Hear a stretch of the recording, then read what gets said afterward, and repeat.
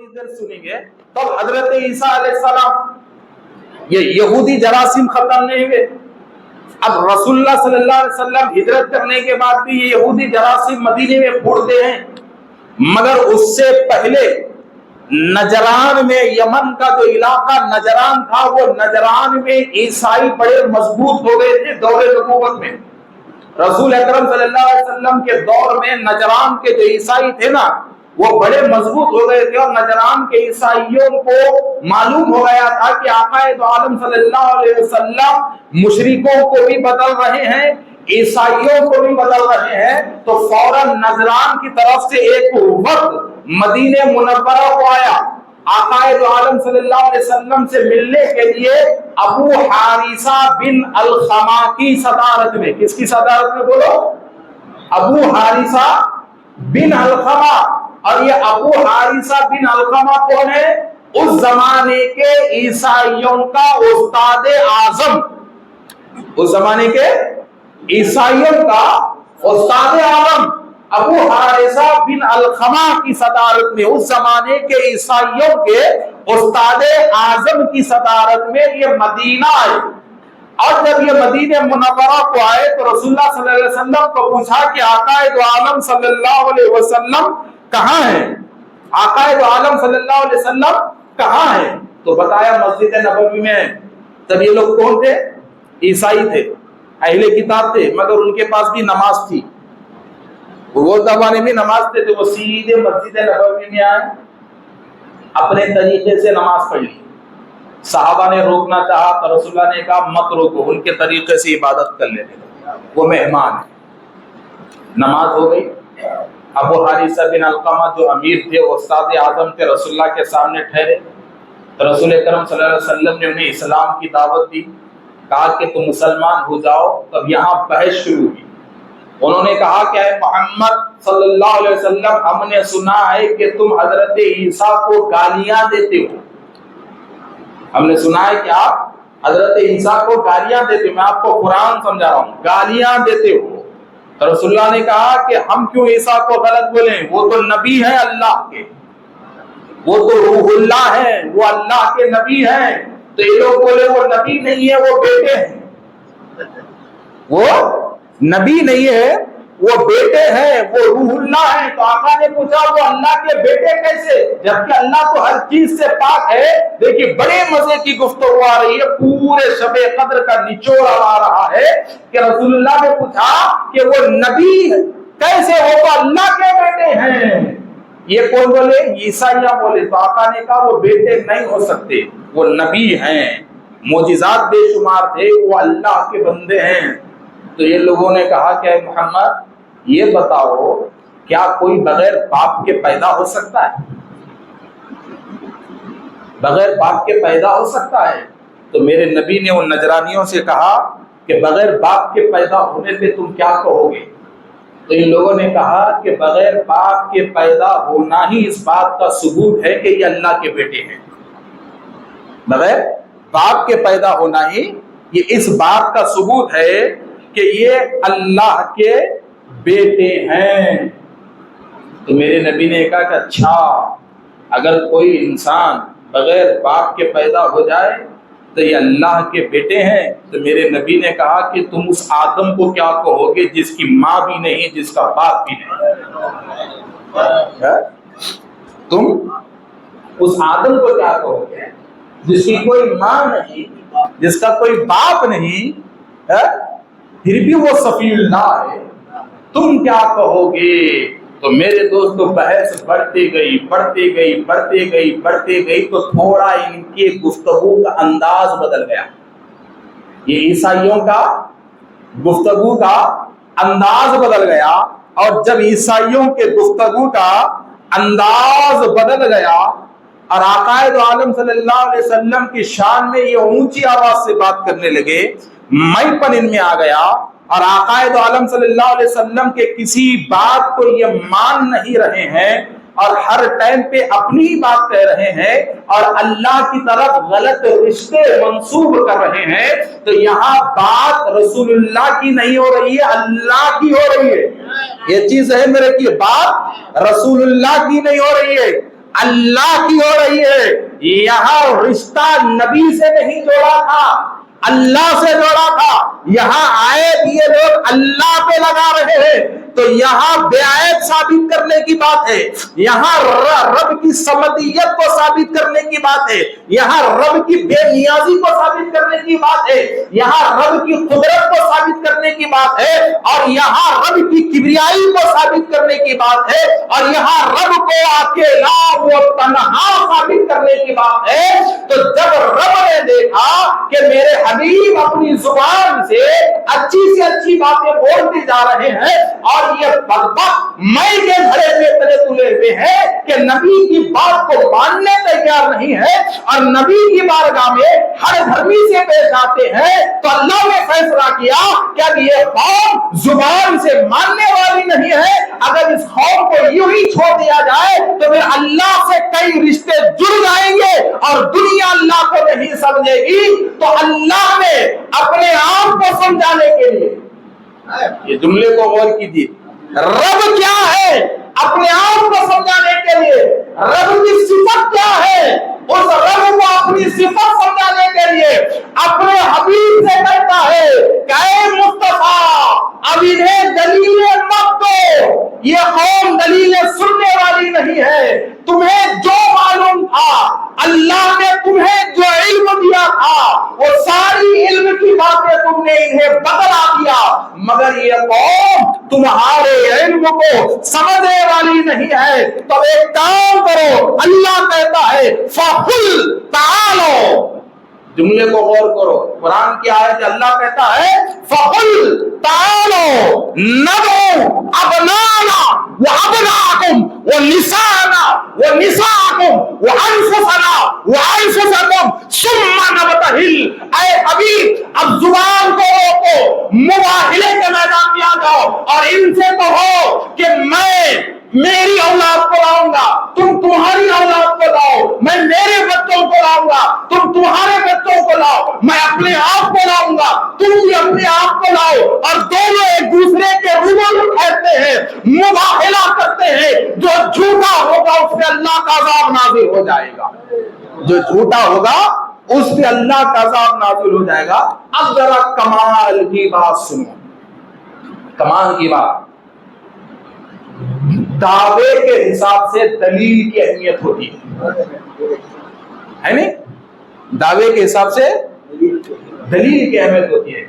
اور اسلام میں سب سے اہم اور بیسک مسئلہ توحید کا ہے. کیا ہے؟ توحید کا ہے, اور توحید کے بعد ہی سارے چیزیں, توحید کے بعد ہی. تب یہاں معاملہ جو مباہلے پہ آیا ہے نا, وہ معاملہ عظمت رسالت پہ نہیں تھا, عظمت خداوندی پہ تھا. عظمت رسالت کا معاملہ نہیں تھا کہ اللہ نے کہا مباہلہ کرو, میدان میں جمع ہو جاؤ, اپنے بچوں کو لے کر آؤ, اپنی عورتوں کو لے کر آؤ, اپنے آپ کو لے کر آؤ اور مباہلہ کرو, ایک دوسرے کو بددعا دو, اللہ جھوٹوں پہ لعنت بھیجے گا. یہ رب نے اپنے معاملے میں کہا, اپنی وحدانیت کو ثابت کرنے کے لیے کہا. تو معاملہ جب رب کی وحدانیت کا ہے, معاملہ جب رب کی عظمت کا ہے, معاملہ جب رب کی ایکتائی کا ہے, معاملہ جب رب کی سمدیت کا ہے, معاملہ جب رب کے لم یلد ولم یولد ہونے کا ہے, تو اللہ کہتا ہے کہ اے حبیب یہاں بات تمہیں ثابت کرنے کی نہیں ہے, یہاں بات مجھے ثابت کرنے کی ہے. تو مجھے ثابت کرنے کے لیے تم تمہاری عورتوں کو لاؤ, تمہارے بچوں کو لاؤ, تم خود بھی لاؤ, اس لیے کہ جب تمہارا خاندان آ جائے گا تو رب کیا ہے ثابت ہو جائے گا. جب تم اور تمہارا خاندان آ جائے گا تو رب کیا ہے ثابت ہو جائے گا. تو دیکھیے, اور بھی میں اس کا خلاصہ کرتا ہوں کہ معاملہ رب کی ایکتائی کا ہے, معاملہ رب کی پاکی کا ہے, معاملہ رب کی بے نیازی کا ہے. تو جیسی ذات ہے ویسی دلیل ہونا چاہیے, جیسا چیلنج ہے ویسا جواب ہونا چاہیے, جیسا چیلنج ہے ویسا جواب ہونا چاہیے. تو آج سے 1400 سال پہلے رب کے ایک تائی پہ سوال اٹھا تھا تو اللہ نے جواب کے لیے کس کو چنا؟ یہ سوچنے والی بات ہے, یہ بڑی سوچنے والی بات ہے کہ 1400 سال پہلے رب کی سمدیت پہ سوال اٹھا تو اللہ جواب کے لیے کس کو چنا؟ 1400 سال پہلے اللہ کے تعلق سے غلط رشتے جو دیے گئے, سوال اٹھایا گیا, غلط عقیدہ پھیلایا گیا, تو اللہ تبارک و تعالیٰ نے رب کی کبریائی کا جواب دینے کے لیے اللہ نے کس کو چنا؟ یہ سوچنے کی بات ہے. اور اللہ نے چن لیا, کہا کہ حبیب یہ معاملہ دینا خدا کا ہے, یہ معاملہ دینے کا رب کی ایک تائی کا ہے, لہذا یہ کتابوں سے حل ہونے والا معاملہ نہیں, یہ زبان سے حل ہونے والا معاملہ ہے, یہ ذاتوں سے حل ہونے والا معاملہ ہے. یہ معاملہ بڑا ہے تو شخصیتیں بھی بڑی ہونی چاہیے. یہ معاملہ بڑا ہے تو شخصیتیں بھی بڑی ہونی چاہیے. یہ معاملہ سب سے الگ ہے تو جواب دینے والے بھی سب سے الگ ہونا چاہیے. لہذا حبیب ان سے کہہ دو ندعو, بلا لو, کسے بلا لے, کسے بلا لے؟ تو قرآن کہتا ہے ابنانا و ابناکم و نسانا و نساکم و انفسنا وہ انفسکم, تم تمہارے بچوں کو لاؤ میں میرے بچوں کو لاؤں گا, تم تمہاری عورتوں کو لاؤ میں میری عورتوں کو لاؤں گا, تم اپنی جان کو لاؤ میں میری جان کو لاؤں گا, تم اپنے آپ کو لاؤ میں اپنے آپ کو لاؤں گا. تو معاملہ طے ہو گیا, ٹھیک ہے مباہلہ کریں گے, ہم بھی اپنے بچوں کے ساتھ آئیں گے, اپنی فیملی کے ساتھ آئیں گے, ہم بھی آئیں گے. تو اب دیکھیے ابو حارث بن الخما نکل گئے, مباہلے کی ڈیٹ طے ہو گئی, مباہلے کا دن آیا تو اپنوں کو لانا ہے. اللہ نے کہا اپنوں کو لاؤ, اور اپنوں کو لاؤ, اپنے بچوں کو لاؤ اور اپنی عورتوں کو لاؤ, اپنے بچوں کو لاؤ اپنے عورتوں کو لاؤ, انفسنا و انفسکم, اپنی جانوں کو لاؤ, اپنے پیاروں کو لاؤ, اپنے آپ کو لاؤ, اپنی جان کو لاؤ, اپنوں کو لاؤ.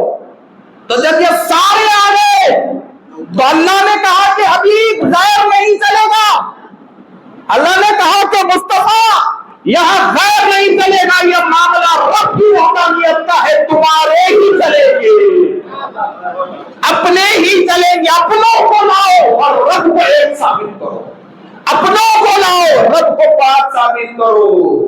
تو میرے نبی اپنوں کے گھر کو گئے, میرے نبی اپنوں کے گھر کو گئے, اور اپنوں کے گھر کو جا کر ہائے ہائے چادر کو پھیلایا, چادر کو پھیلایا اور کہا کہ علی ایک کونا پکڑو, کہا کہ فاطمہ ایک کونا پکڑو, کہا کہ حسن ایک کونا پکڑو, سارے پکڑ لیے.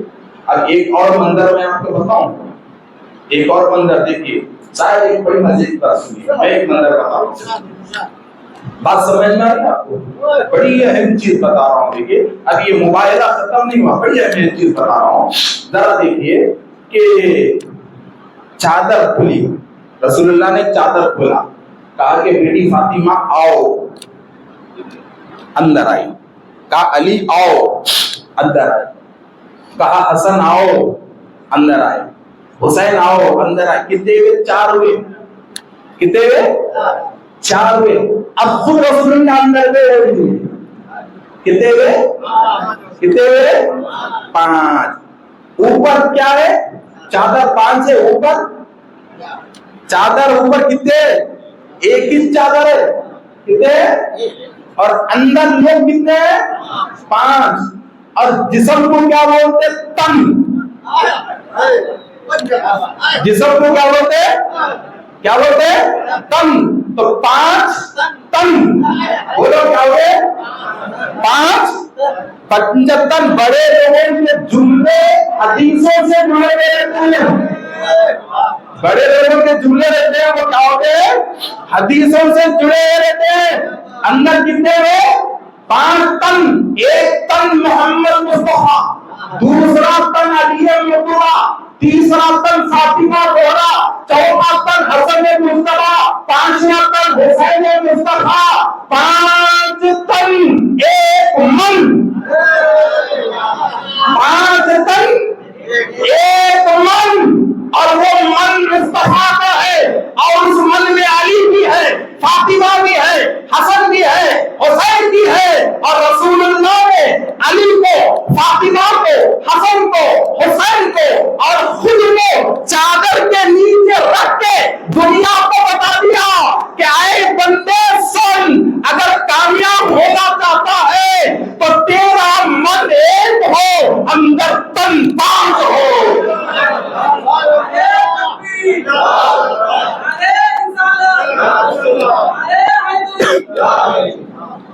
میرے دوستو، چادر ڈال کے بتا دیا کہ من ایک ہو، تن 5 ہو، تو پنجتن ہو گیا، پنجتن ہو گیا، یہ بتایا۔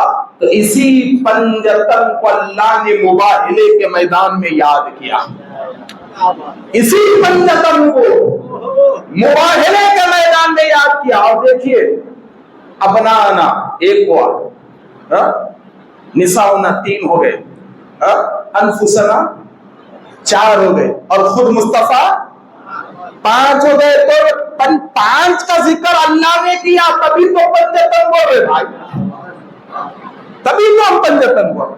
تب ذرا دیکھیے ہوا کیا، چلے گئے، اپنوں کو بلاؤ، اپنے بچوں کو بلاؤ۔ اللہ نے کیا کہا؟ اپنے بچوں کو بلاؤ۔ تو اللہ نے کہا اپنے بچوں کو بلاؤ، تو رسول اللہ نے جواب میں کہا حسن آؤ، حسین آؤ، یہ بچے ہیں رسول اللہ کے، یہ بچے ہیں رسول اللہ کے۔ پھر اللہ نے کہا اپنی عورتوں کو بھی بلا لو، تو رسول اللہ نے ایک ہی عورت کو آواز دی، کہا فاطمہ آ جاؤ، کہا فاطمہ آ جاؤ۔ پھر کہا وہ انفسنا، اپنی جان کو لاؤ، اپنے آپ کو لاؤ۔ تو جب باری اپنے آپ کو بتانے کی آئی، اپنی جان کی بتانے کی آئی، اپنے نفس کو بتانے کی آئی، تو اپنے نفس کے مقام پہ علی کو رسول اللہ نے مباہلے کے میدان میں بٹھا دیا۔ اپنے نفس سے، اسی لیے کہتے ہیں نفس مصطفیٰ مولا علی، اسی لیے کہتے ہیں کہ اپنے نفس کے مقام پر، اپنے جان کے مقام پر مولا علی کو مباہلے کے میدان میں رسول اللہ نے ٹھہرا کر دیا۔ اور معاملہ کیا ہے؟ معاملہ بنو ہاشم کا معاملہ نہیں ہے، قریش کا معاملہ نہیں ہے، بنو امیہ کا معاملہ نہیں ہے، صرف نجران کا معاملہ نہیں ہے، مکے کا معاملہ نہیں ہے، صرف مدینے کا معاملہ نہیں ہے، نہ تو ریاض کا معاملہ ہے، نہ تو کسی سرحد کا معاملہ ہے، نہ تو کسی سمندر کے اب تک کا معاملہ ہے۔ معاملہ ہے تو خالق کائنات کا معاملہ ہے، معاملہ ہے تو مشرق و مغرب، شمال و جنوب کے رب کا معاملہ ہے، معاملہ ہے تو 1,24,000 نبیوں کے رب کا معاملہ ہے، معاملہ ہے تو معاملہ ہے تو جبریل و میکائیل و اسرائیل و اسرافیل کے رب کا معاملہ ہے، معاملہ ہے تو قبلے بنانے والے رب کا معاملہ ہے، زمین پیدا کرنے والے رب کا معاملہ ہے، سورج کے خالق کا معاملہ ہے، چاند کے خالق کا معاملہ ہے، ستاروں کے خالق کا معاملہ ہے، چاند کے خالق کا معاملہ ہے، چڑیوں کے خالق کا معاملہ ہے، نہروں کے خالق کا معاملہ ہے، سمندروں کے خالق کا معاملہ ہے، رب کا معاملہ ہے۔ تو جب رب کی پاکی ثابت کرنے کا وقت آیا، جب رب کی پاکی ثابت کرنے کا وقت آیا، تو اللہ نے کہا کہ اے مصطفیٰ، یہ معاملہ رب کا ہے، لہذا جاؤ اپنی بیٹی فاطمہ کو میدان میں لاؤ۔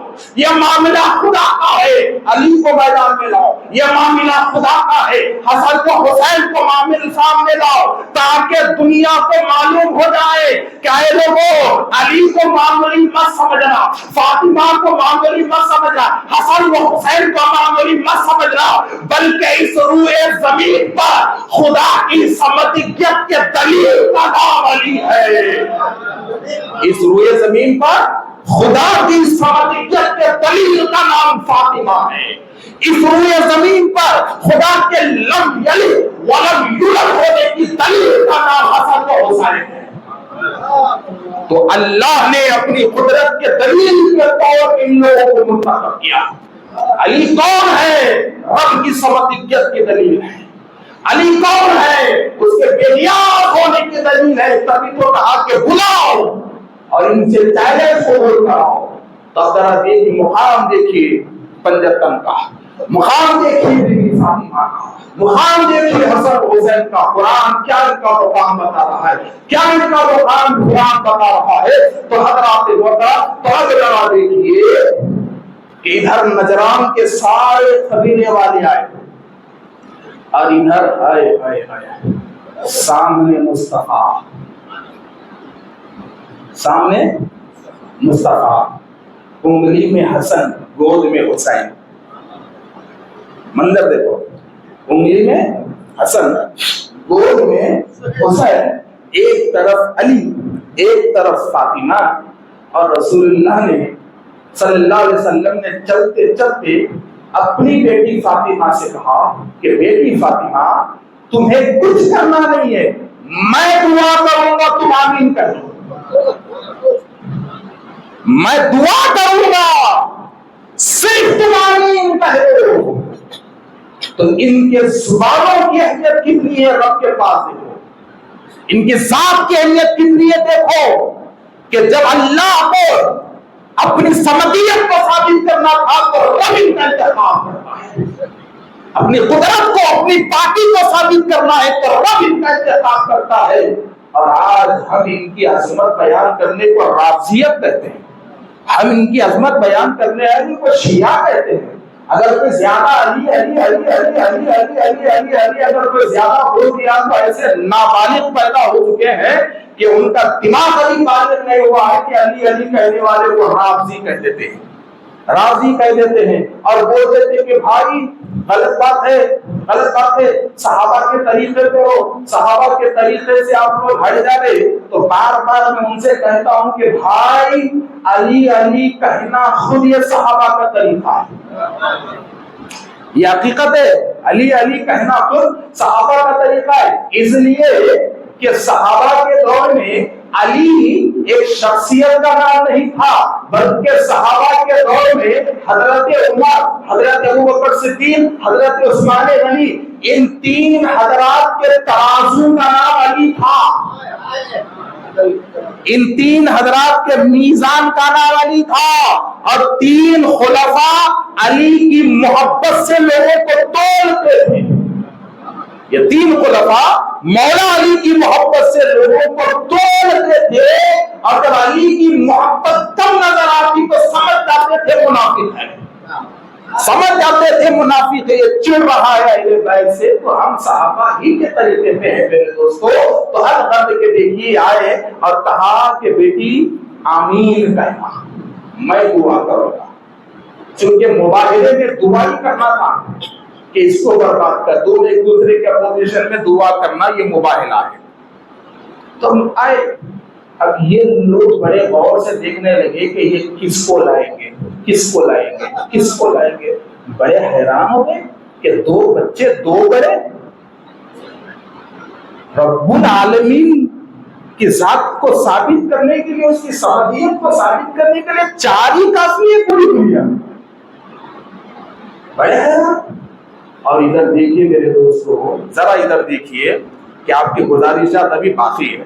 ادھر دیکھیے میرے دوستو کہ ابو حارث بن علقمہ اور دوسرے جو بیٹھے ہوئے تھے نا ربی، جو پنڈت اس زمانے کے عیسائی علماء، جب قریب آتے ہوئے مصطفیٰ کو دیکھا، علی پہ نظر پڑی، حسن و حسین پہ نظر پڑی، ہائے ہائے ہائے ہائے ہائے، تو فوراً پکار اٹھے کہ میری قوم بھاگ نکلو، بھاگ نکلو.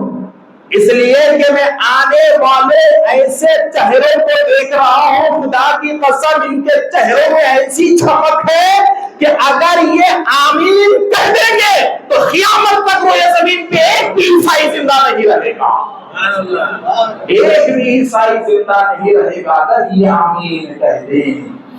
تو لہذا تم یہاں سے نکل جاؤ، یہاں سے نکل جاؤ، یہاں سے نکل جاؤ۔ تو الغرض کے حضرات محترم جب یہ معاملہ ختم ہوا تو پھر یہودیوں کا ایک نیا مسئلہ شروع ہوا مدینے میں۔